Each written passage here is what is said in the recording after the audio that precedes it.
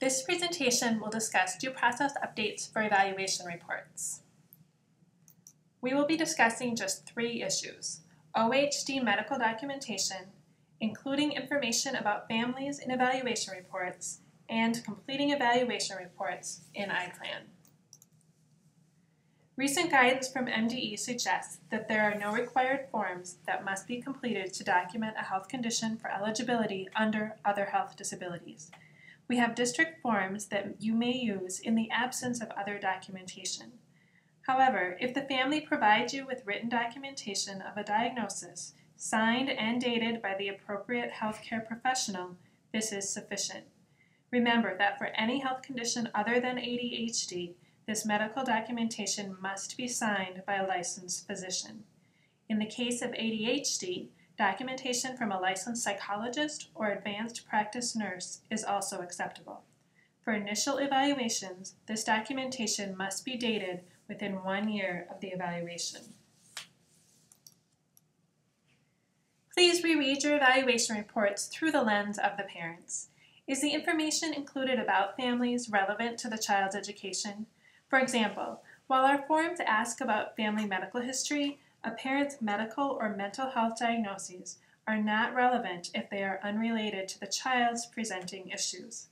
Consider a parent's diagnosis of depression in a child with a speech or reading disability. This parental diagnosis can be relevant if the child is exhibiting emotional or behavioral symptoms, or if parent says that depression seriously limits their ability to help their child with homework. But if not, it does not need to be mentioned. Be careful in reporting opinions as fact. Often children or parents will say things to you in interviews that are their opinions, and in the absence of other evidence should not be reported in an evaluation report, or should be clearly reported as stated by the person who reported the information. Is the information respectful?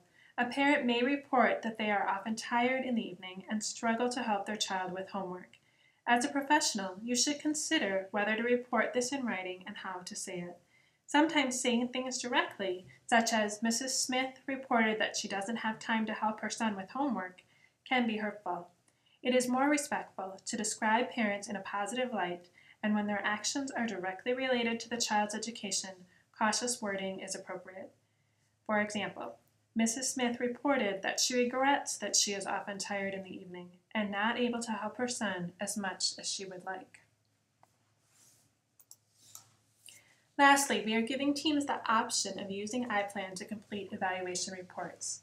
You can type directly into iPlan or cut and paste your sections from our district evaluation template into iPlan. The order and content of the reports will be very similar.